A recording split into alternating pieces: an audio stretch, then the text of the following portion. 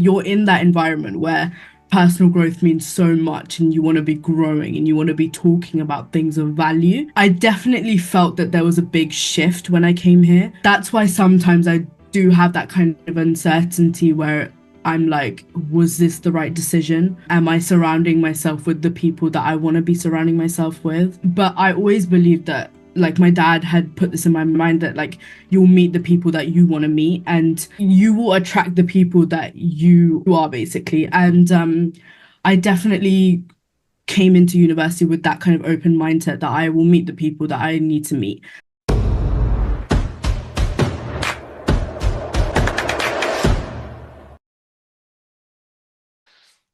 What's up, everyone? Welcome back to another episode of Teen Talks. We have yet again another special guest with us today. Joining us today is Rama, someone who I have the absolute pleasure of calling one of my best friends, actually. And we met at the Global Youth Leadership Summit. This was what, 4 months ago, maybe now in July. And yeah, since then we've been able to stay in touch. And yeah, she's just an amazing person and she has quite a story. So we're really excited to have her on. That being said, Rama, why don't you just start with by telling us a little bit about yourself? Just tell us a bit Before you about do what you're that, doing right now. Uh-huh. before you do that though, I just want to say she didn't Hmm. remember who I was because, I'm old. And I didn't have such a presence. It was so funny to watch you two on the first day when we had training. You guys, I think, sat next to each other, and I sat on the other side of you, Rayhan, I think. And it was an instant chemistry of like talking to each other and laughing already. And right in the beginning, it was just like you were magnetized to each other as friends. You could just tell. Yeah, it definitely started. It started with a lot of like banter and us just like it was really funny. It was really funny. And yeah, we definitely connected. Um but yeah. Yeah, Ron, why don't you go ahead and tell us a bit about yourself, where you're at right now, what you're doing, whatever you want to share. Yeah, for sure. First of all, I just want to say thank you for having me on because this is so big for me. But yeah, I wanted to say I'm basically a university student, first year, in Leicester University, and I'm studying business management. And yeah, I've just literally moved in from a different city, all alone, finding new friends, people. It's definitely a different experience. How old are you? 19. 19. So for our audience here, we're speaking to a teenager. So she's just come out this first year of college, university. She's in London, so we don't always say college, but so take that with this is a different perspective and where she's at now. So just want to put that there. Go Yeah, ahead. of course. But yeah, so I literally just finished taking a gap year, trying to figure out myself what I really wanted to do. Just thought that university was the best possible decision at that moment. And then kind of went through with that, and yeah, it's taken me here. So I'm just kind of exploring the journey, seeing where it takes me. Why the decision to do a gap year? What was that? Why did Good you make that question. decision?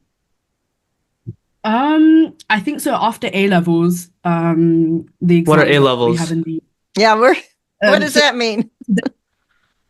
So there's the exams that we take at I think it's around 17, 18 years old.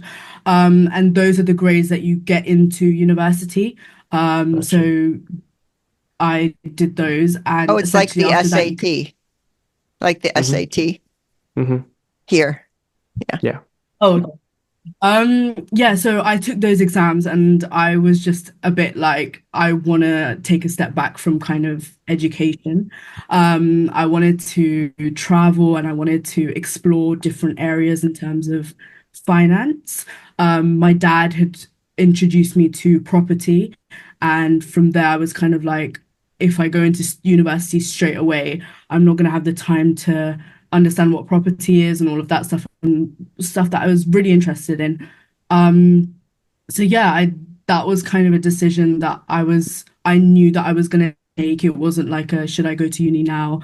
I always knew that university would be there, and I just thought the gap year in that moment was the right thing to do. And yeah, I'm very, very glad that I took it. So yeah. That's Yeah. interesting because I hear from a lot of parents, at least here in the United States, that they'll go, uh-oh, we don't want our kid to have a gap year, because oftentimes when they take a gap year, they never go to college, because Mm, here in the United States, I don't know if it is there, for many, many people, college is the only way to go. And, and parents expect it. So it's interesting to hear a young person say, I took a gap year and yes, I still went to college. So it is okay. Right. yeah. Definitely. I would say my mum was definitely on that route of don't take a gap year, kind of go straight into education. Hmm. Whereas my dad, he always believed in the fact that even if I didn't go to university, that there is plenty of opportunities to, be successful. Hmm. And he was very much on the fact that, yeah, Rama, like take a gap year, do what feels right. And he supported my decision through that. Even my mum did, but she did definitely want me to go to university first. Uh-huh. Interesting. Yay, dad. Yeah. Yay, dad. Yeah. Speaking of both like your mom and dad, let's talk about your upbringing. How would you describe your upbringing when you were growing up? What was that like? Um, I would I would say it's pretty normal. As you can expect from an Indian household. My mum was very much, going through the, school route, very like, do well in school, go to college, go to university, get a good job, or, like that kind of route. My dad, very different. He was always very I don't know how to say it, but he always believed the fact that I could be successful if I didn't get good grades or if I didn't go to university.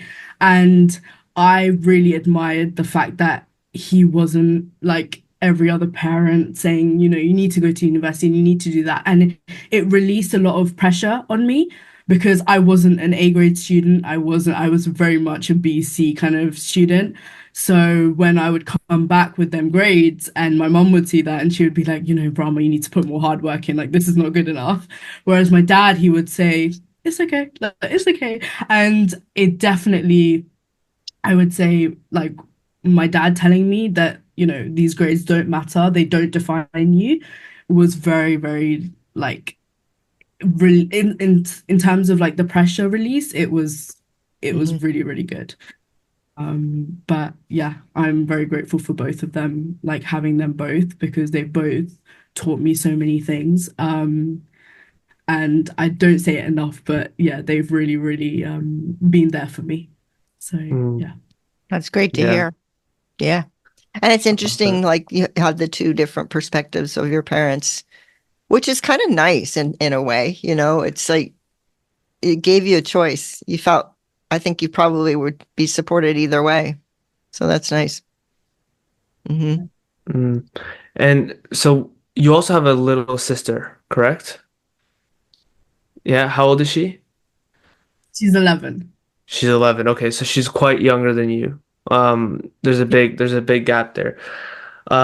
Do you think that your parents' perspective in terms of raising her is different from how they raised you, from what you've seen so far?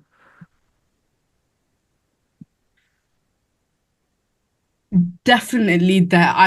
Yeah, I Yeah. think there's definitely a difference. I think with my upbringing, they gave me a lot more freedom, I would say.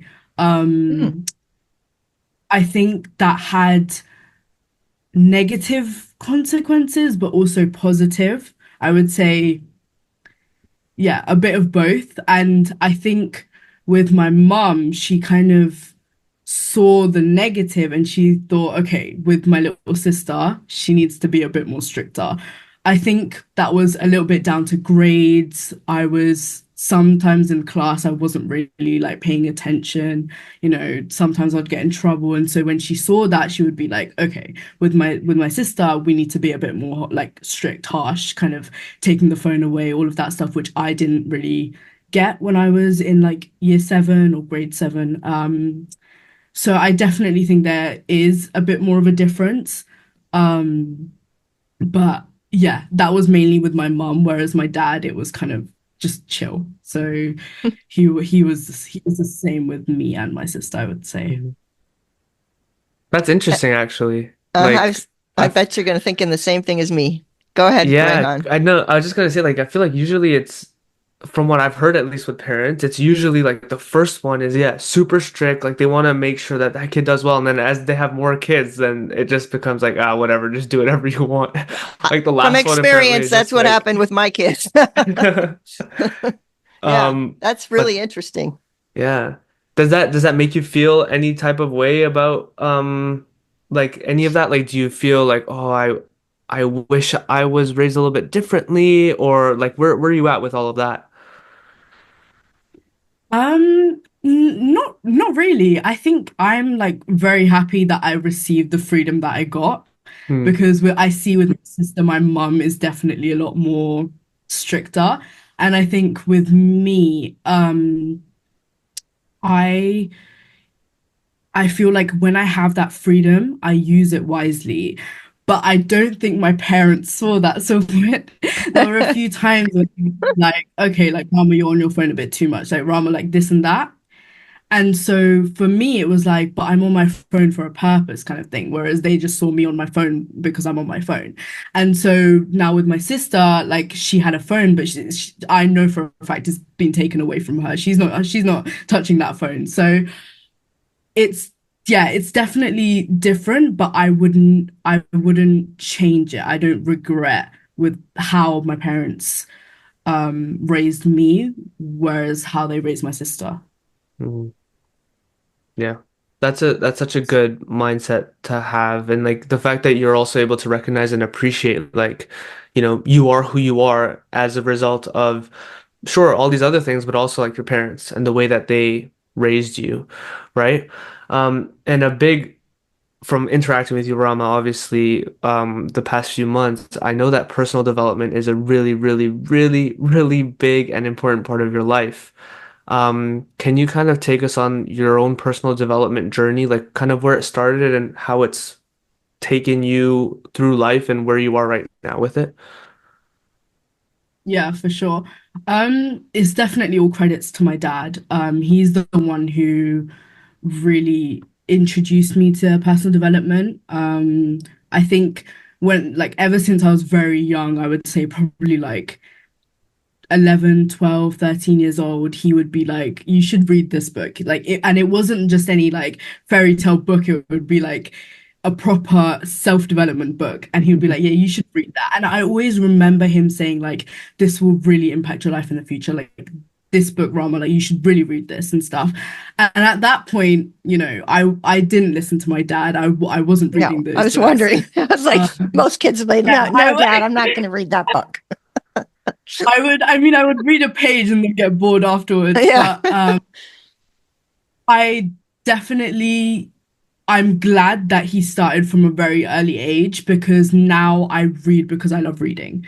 Mm, And it's not the fact that my dad told me to read now and I feel forced to read. It's like I want to read so I can learn more about myself, so I can grow as a person. So So he was planting those seeds, right? And exactly. even though you didn't accept them, and I think that's what parents need to realize is they may not take you up on it, but you're planting the seeds. Yeah, bravo, Dad. I mean, right? And you look back now and it's helped you. 100%. It makes such a big difference that these little things that he did actually, it made me who I am today. I think even from an like a very early age, like so I did karate when I was younger. I started when I was about 7 years old.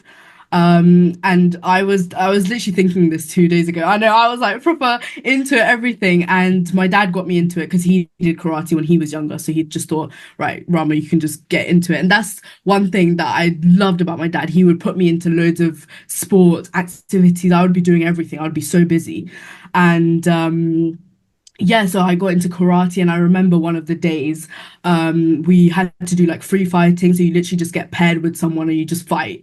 And I remember, and I was young back then. I was like a blue belt, which is like the second belt that you get into. So I've only been doing it for about a year maybe. And I remember going into that class, coming out of there crying because I had got hit. And my dad was picking me up and I was like sobbing. I was like in tears. I was like, I don't want to do this anymore. And I remember being so adamant and I was literally telling my dad, like, Dad, like, this is it. Like, I'm done. Like, I don't want to do karate anymore. It's like too much for me. Um, and he was like very understanding, but he was very like he really did change my perspective, as in he wouldn't take no for an answer. He wouldn't be like, okay, Rama, let's just leave it. Okay, Rama, like we'll just quit then. He was like, but you're gonna grow from this. But this is how karate is. You're gonna learn from this, you're gonna get better. It was those words that he put into my mind. Whereas with my mum, it was more nurturing, caring. When she saw that I was upset, she was like, okay, Rama, we're not doing this anymore. Like, no, you're not going next week, like kind of thing. But I knew it came from a good place. But in that moment, I really appreciated that my dad didn't give up on the fact that I had said I don't want to do it anymore. Mm.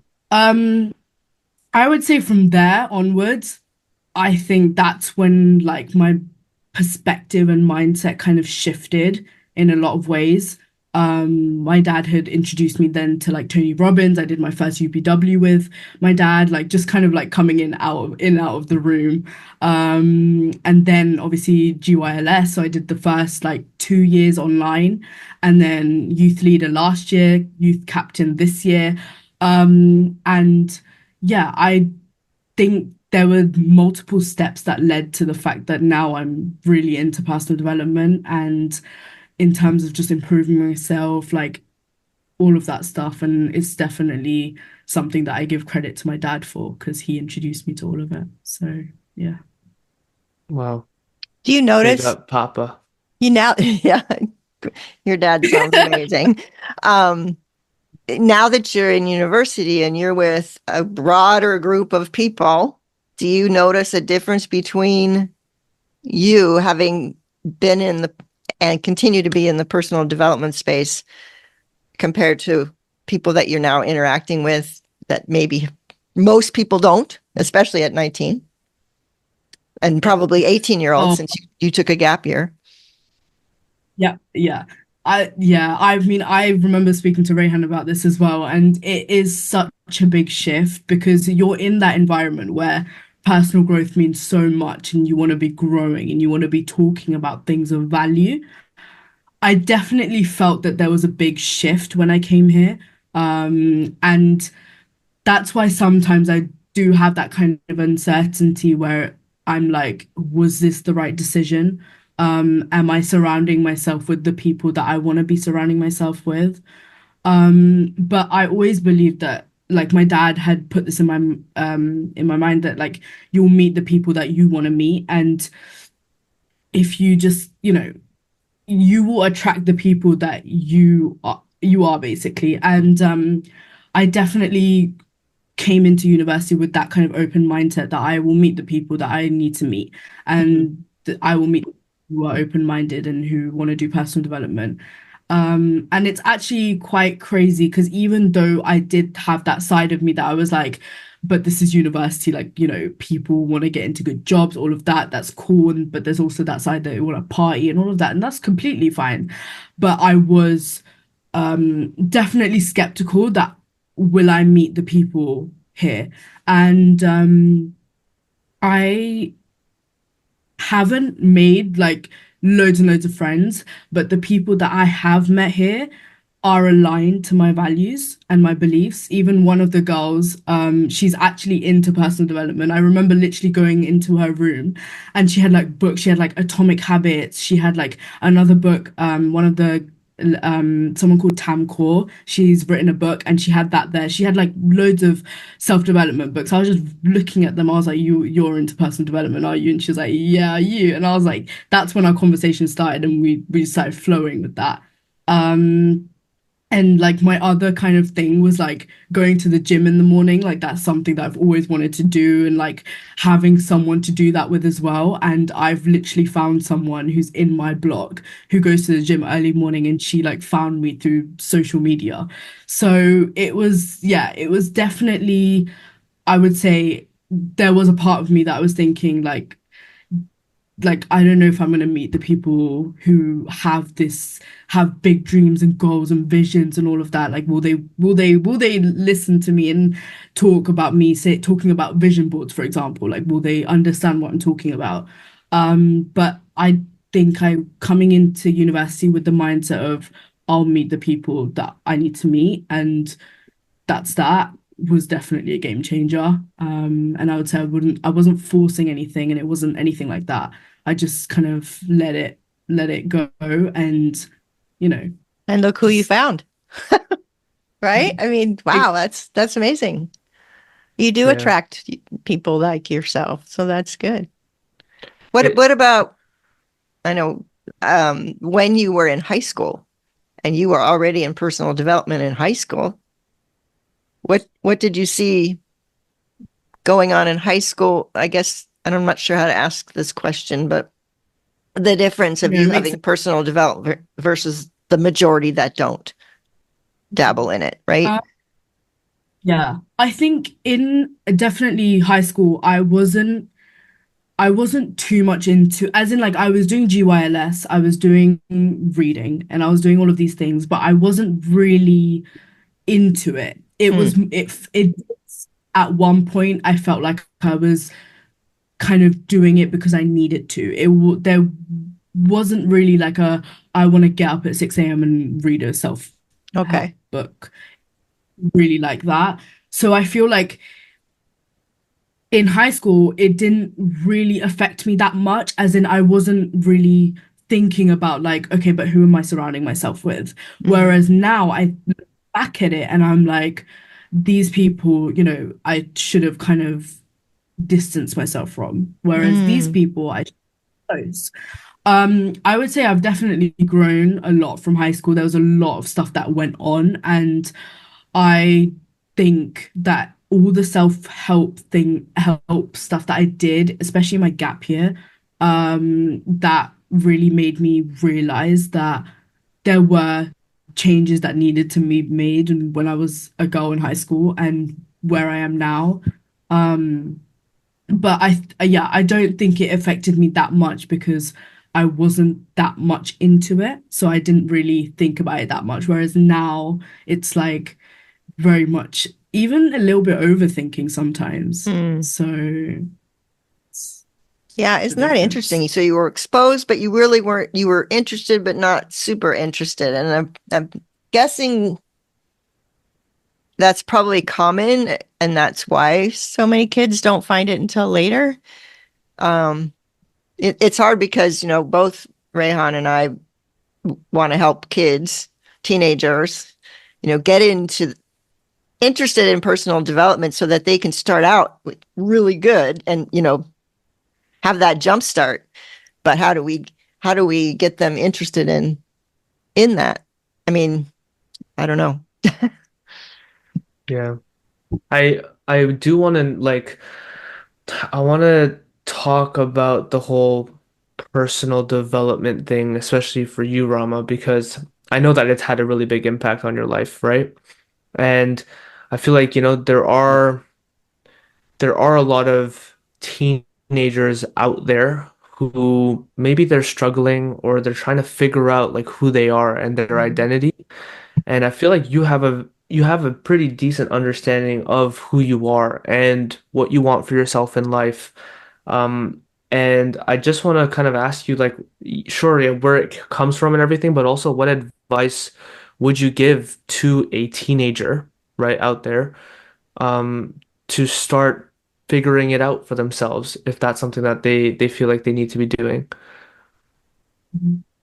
It's a good question. I would say start by just understanding yourself. Um, as in like from the basics, like what would you like to do? What are your interests? Like just those kind of basic things. And finding what you really enjoy doing. For me, it was when I understood why I wanted to do what I wanted to do. It made the process a lot easier because I knew where I wanted to go. Um, and I would say the biggest lesson I learned from personal development and everything, or something that my dad always used to say was just reading books, because there's so much knowledge and wisdom in books that you don't realize. And there could be a sentence or a line that could really, hit you different and could change your life. Um, and it may not do that for other people, but you never know. So you have to be open to the fact that, there's self-help books out there that you can read. And I would say journaling was something that Mm. I started basically as a joke. I was literally like, okay, like today I'm happy, let me just write down why I'm feeling happy. Today I'm feeling sad, let me just write down why I'm feeling sad. I remember journaling when this was during, I think a little bit before A levels, couple years before, probably when I was 16.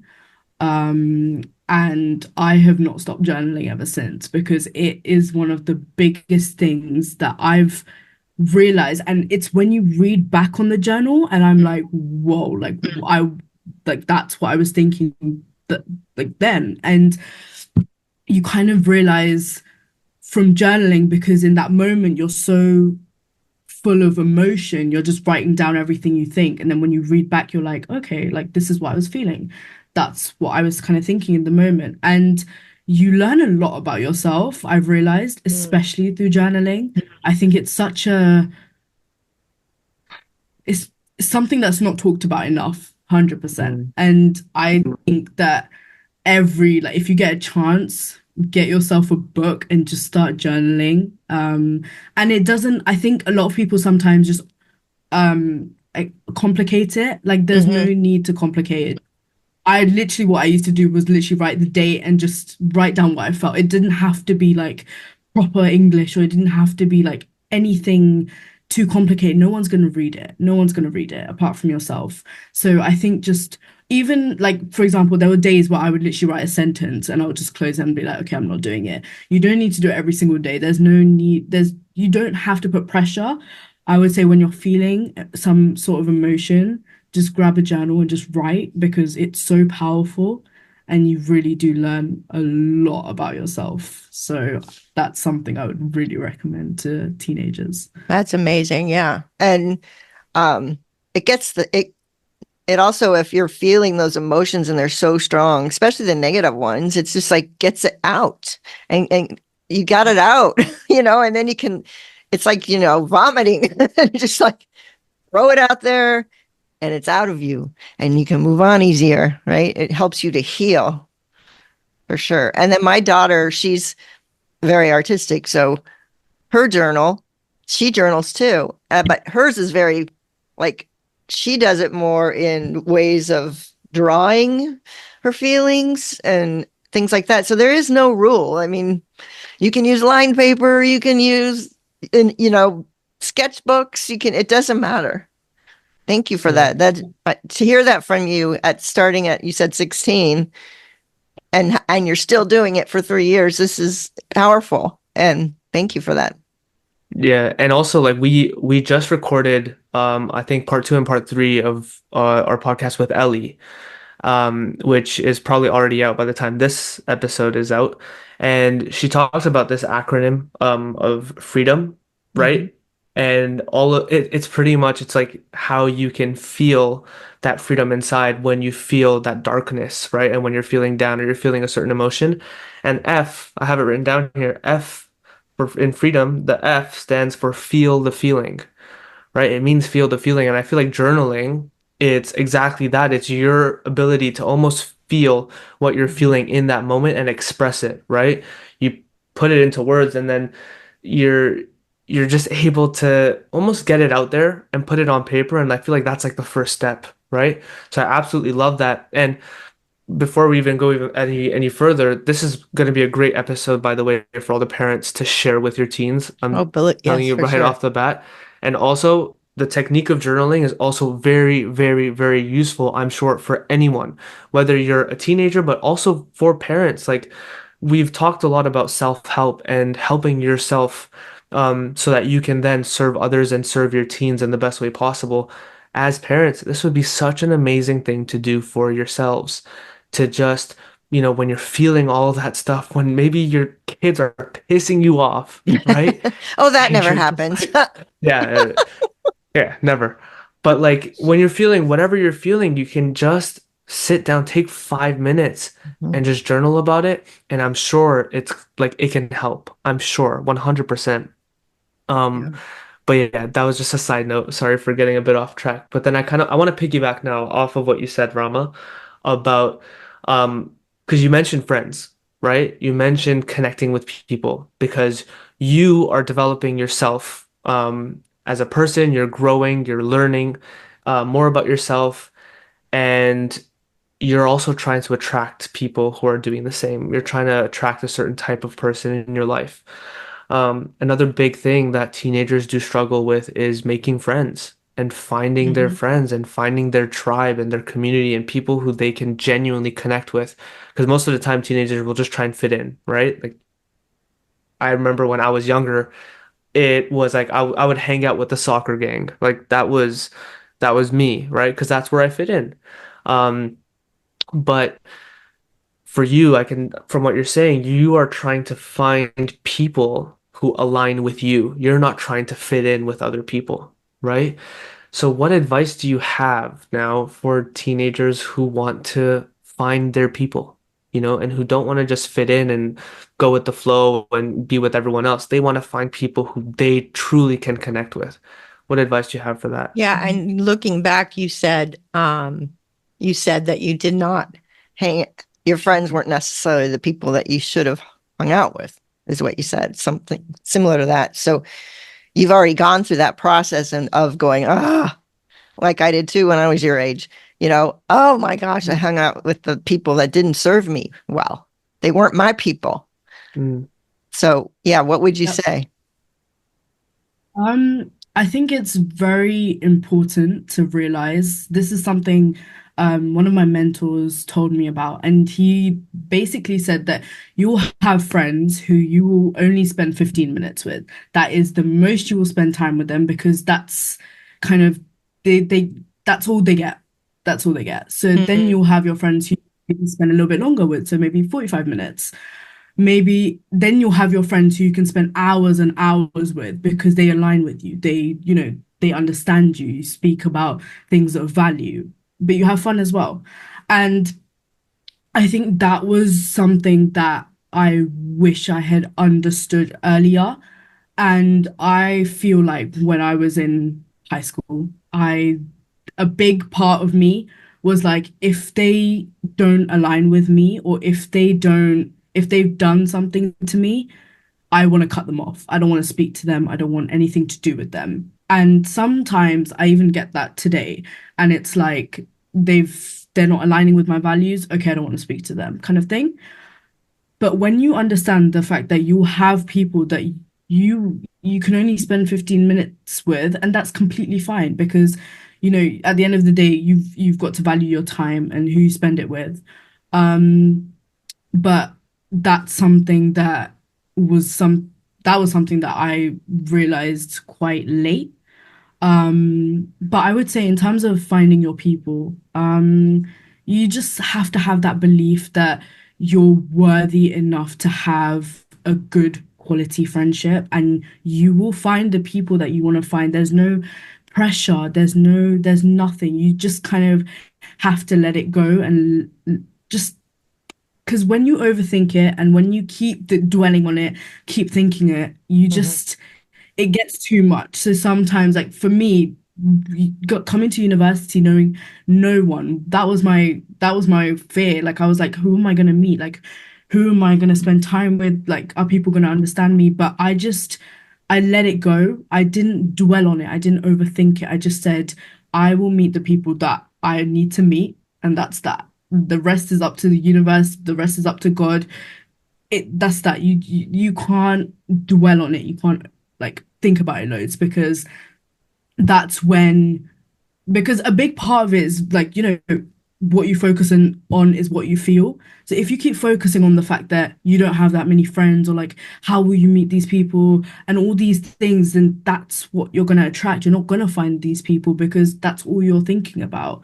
all you're thinking about is, but there's no one going to be for me, and I'm not going to find anyone. And that's what you're going to attract. So you have to kind of be abundant and say, look, I'm going into this new environment. I will speak to as many people as I can, and if I get a good energy with someone, then I'll keep on speaking to them and get in contact with them. So I would say that was a big kind of thing that I did, especially in university. Um, but again, it's a lot about confidence as well.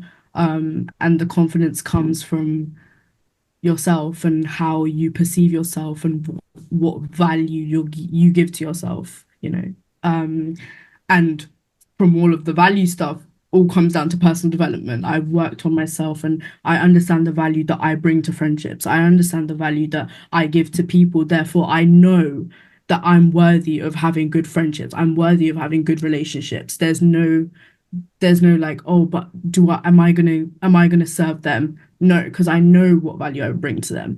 So it's that confidence in yourself to say that, yeah, I am, like, I am full of value and I can provide for a good friendship and I can, help these people. And it's a lot of confidence within as well.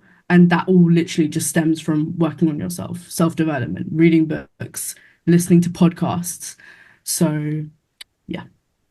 I love that advice you got from a mentor. I mean, the 15 minutes, the 1 hour, the hours, it makes so much sense, and as a teenager, when you just want to fit in everywhere, and it's like, where, I that gives you license to go, I can be friends with this person, but it doesn't have to mean that much. Or, and I think gradually then you would start to find the ones that you want to spend hours with as you meet many. So I love that. And then as far as so many teenagers struggle with the confidence thing, um, right? And it's very hard to feel worthy and confident as you're growing up. Is there any other than, I mean, yes, personal development, but what advice would you give teenagers who do struggle with that whole confidence thing? What would you, because it's real. I mean, and it's so common. And, that's who we want to help so that they don't feel that way anymore, that they can find that confidence inside. What would you advise for them? Um, this is something else that one of my mentors told me about, and it's something that I still use to this day. And I think it can have a massive impact, even though when you say it to someone, it sounds like, no, that doesn't sound right. Like that can't be true. And it's the power of affirmations. And I am affirmations. I remember my mentor, telling me about this, and he provided me with examples to how it helped people. And listening to those examples, I was like, because sometimes when I don't believe something just on its own, I need some sort of real life examples. So when he gave that to me, I was thinking like, wow, like let me try this on myself. And essentially what this is you have I would say like different topics. So for example, on my sheet, I have financial, I have my health, I would say like self-worth, love, all of that stuff, relationships, friendship. And it's just statements that you write and you start off with I am and you finish off the sentence. So for example, for health, I would say, I am fulfilled with my health. I am healthy. I put nutritional food into my body. Just like, you know, those kind of affirmations. For financial, I would say, I am abundant. Money comes to me, naturally. It comes flowing. Those kind of words, and you always start off with I am. And so I have like a list and it's like on my laptop. And I remember just like reading. And the main thing is that you have to read it out loud because that is very, very powerful. And I did this in the morning and then at night. And the difference that it makes because your subconscious is hearing that information and you may not know that, but it's listening to the self-talk that you're doing. And Mhm. if your self-talk negative, and most people don't realize that sometimes their self-talk is negative. Even sometimes myself, inside, like in my brain, sometimes I can have negative self-talk. So the fact that these affirmations, you're gonna have to say them out loud, it's reinforcing those statements into your mind, and your subconscious is all hearing that. And even if you know, that's why sometimes people find it, but that sounds a bit silly, or like that doesn't work, because those statements, they may not be true. You're writing those statements, but they may not be true, and that's completely fine, because you may not believe in that moment that it's not true, but your subconscious doesn't know that. Your Hmm. subconscious can't tell the difference between what's true and what's not. So it's listening to these things, and it's like, oh, like money is flowing through me, and oh, I am healthy.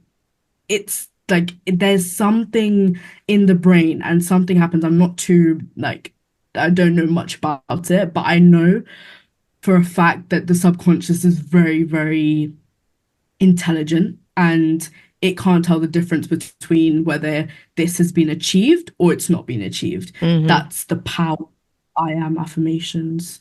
So I would Yeah. recommend that. And everyone, I mean, we teach this, everyone has these thoughts that are not them. It's this voice that just does this all day long. I mean, we have 60,000 thoughts a day or something like crazy like that. And 95% of them are the same every day. The same repetitive negative stuff this little voice back here just continues to go. And it's not true. It's not you. It's a voice, because if it was you, you wouldn't be able to hear it. It'd be like you saying it. But it's this voice that just, we tend to be in the negative because our world is so negative and everything else. And we're hard on ourselves. We're harder on ourselves than anybody else. We wouldn't say these things to anybody we know that's so like this, right?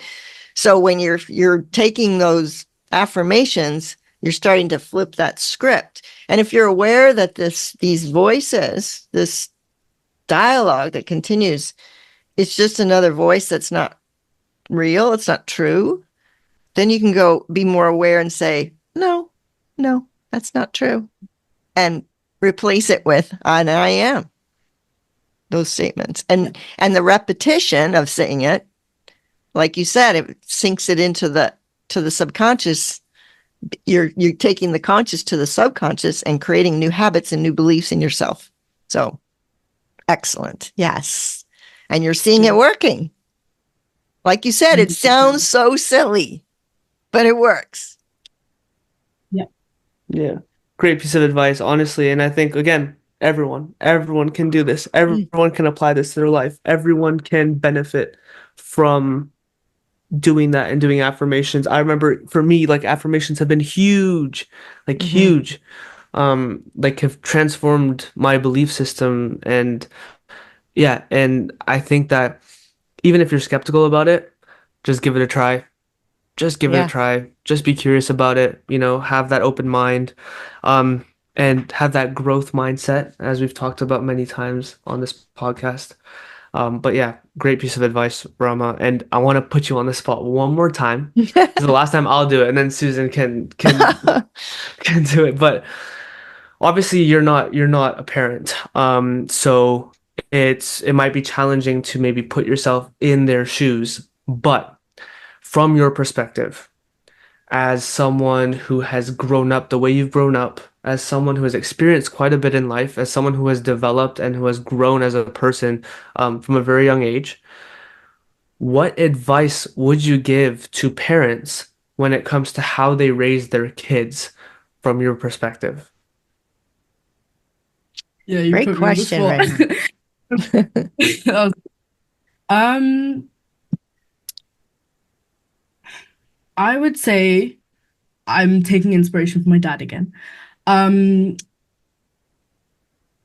the ability to understand your children and understand their needs and what they're good at and what they may not be that good at, it's very important. My dad quickly understood that I'm not an academic person. I'm not that good in school, and and that's completely fine. And he understood that and he took that in and he gave me different perspectives or different, I guess, opportunities to be Hmm. able to achieve the things that successful people achieve.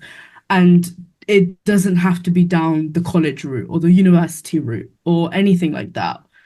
Um, and so something I would say is just talk to your kids, understand them, have a conversation, ask them how's school going, or just ask them about their interests because when they open up, it's like they sometimes they you don't realize that kids you may think that you know your kids, but there is so much else going on.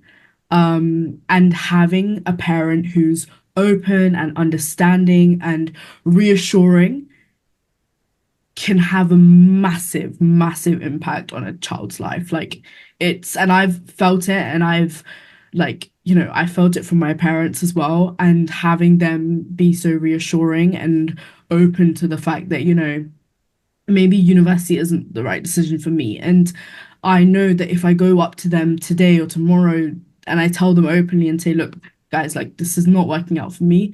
This is not the right route. I know that they will understand where I'm coming from because they understand who I am. They understand that I'm not that academic and that school is really tough for me. And when they understand, they will give me other opportunities and they will understand like what can we do from here. So yeah, I would say definitely connect with your kids deeply, and really understand what they want, Mm, and how they're doing. I think that can have a massive, massive impact. I love Oh, that. And I love that. Yeah. one more thing, how does it make you feel to have parents like that? Gosh, I cannot explain like how grateful, and I've said it again, like I don't say it to them as much as I should. Um, but they have been such a big blessing in my life, taught me so many life changing things, and even like credits to my grandparents as well, who they're no longer here, but they've really like I genuinely think about them and I'm like they've done so much for me, and there's so many little things that I've taken from them, and it's when you have people surrounding you who understand and they listen to you, it is so big because you actually feel heard and you feel seen and you feel loved. And that is what everyone wants. Everyone wants to be seen. They want to be heard and they want to be loved. Those are the needs that people want. Those are the basic needs that people desire and they want. And to be in that situation where I have my parents and I have my grandparents and I have my sisters and I have family around me and friends around me, I can't explain how grateful inside I feel. And that's why the whole GYLS contribution, everything is so big to me because I know that with the knowledge that I have, I can be someone's older sister for them, or I can be someone's mum, or something like that. I can help kids like that because I know what I've seen and gotten, and I want to be able to provide that to someone else. So, yeah. I love that. So what would if you could say one thing to your parents right now, what would you say to them?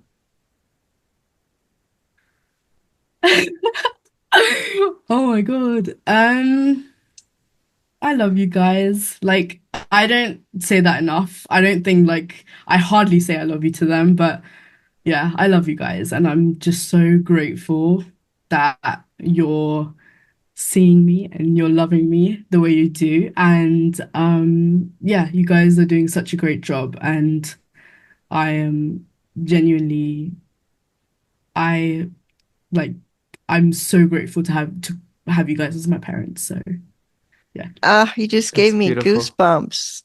Yeah, that's what every parent wants to hear, that they were a positive force in your life, that they continue to be, because every parent, as far as I know, wants their children back, and to see them and be around them and be with them for the rest of their life, is as much as possible because, oh, I'm so happy that to hear your what you got from your parents and that connection is so huge. And the fact that you going back to the whole college thing that your mom really wanted you to go to college and your dad kind of let it go because he knew you. He knew you. And in college isn't right for everybody. And he knew you. So he gave you that license to go. Because oftentimes parents will say, you're going to do my path, or you're going to be a little mini me, but your kid could be entirely different than you. In fact, most of the time they are. And to give them, to love them unconditionally without judgment for what they care about is huge. Because when we tend to do that and push, push, push, push, push, they're not going to want to come back home. Right? Rama, I love this. You're a beautiful soul. And hearing your story is very, I think it's good for, teenagers and parents alike. So. Yeah, thank you, Rama. Thank you for coming on and for sharing. Is there anything else you'd like to share? Susan, is there anything else you'd like to ask before we wrap up? Well, the one thing I was thinking about, I didn't get to ask you when you were talking about friends and making friends. You talked about how can I serve them? I think oftentimes kids focus so much on themselves when if you take that focus on yourself and put it out towards other people and see how can I serve this person to be my friend, or it takes off some of that edge of fear, like they won't like me or whatever, that kids feel, rather than just trying to fit in. You just go, how can I serve them? And if they think of it that way and they get pushback and it doesn't work, then you go, well, okay, that's not my person. But if I can serve them, it takes that emotional, it flips the emotions of fear into service and kindness, which is so much easier to deal with, right? Yeah. Which you did. So, yeah, I love that. Yeah. Rama, anything you want to add? No, I'm just honestly, I was literally telling Rayhan this the other day, and I was saying like I have a vision board for 2024, and being on a podcast or like being interviewed in some way was on it, and it was Ah, one of them long goals. So the fact that we're doing this right now, I'm just like it feels a bit surreal that we're actually doing this. So I was just thinking that I was like, yeah, that's a good thing to put in. So yeah. that's awesome. That's awesome. Thoughts are things, right? We can Yeah, make things happen. Yeah. exactly. And you're a good testament to that, Rama. Thank you for sharing. Thank you for being vulnerable. Thank you for just, giving us your presence and for being here today and for taking the time to be here today. It's been an absolute pleasure. Thank you for sharing everything. Mhm. It's been amazing. And yeah, I thank can't you wait to watch all. your journey. I know. Yeah, it's gonna be one to look out for sure. And we're very excited for like what everything that you're gonna do and the person that you're gonna continue to evolve into as you go about your journey. Yeah.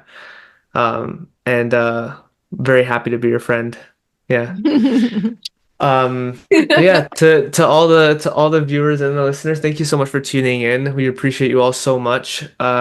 Share this, honestly, like share this Mhm. with your teens. Share this with other parents who you know who could benefit from it. Share this with other kids who you know might benefit from it. Share it with whoever you want. I think today's episode was very special because it really shares a perspective from literally a teenager and someone who has been through that journey. And yeah, such an incredible episode. So thank you, Rama. And yeah, feel free to do all the things like the video, comment, ask us questions. You'll be able to, I'll put like Rama's social media stuff in the description as well, so you can find her if you want to follow her journey. And yeah, thank you all for tuning in. Thank Any you. last Yeah. words, Susan? Anything else? Oh, just a pleasure. Absolute pleasure to meet you and hear your story. I think it's going to help a Yeah, lot of people. I really do. yeah. Yeah. Thank you. All right. All Until right, next time, everyone. we'll Until have next time, another take care. GYLS guests coming up. And boy, amazing people we've been able to talk to. So thank you. This has been awesome. It's been so nice, right, I know. Susan? Had a Yep, good time. totally. All right, All we'll right. see you all next week. Take care, everyone. Love you all, and peace. Bye. Boom.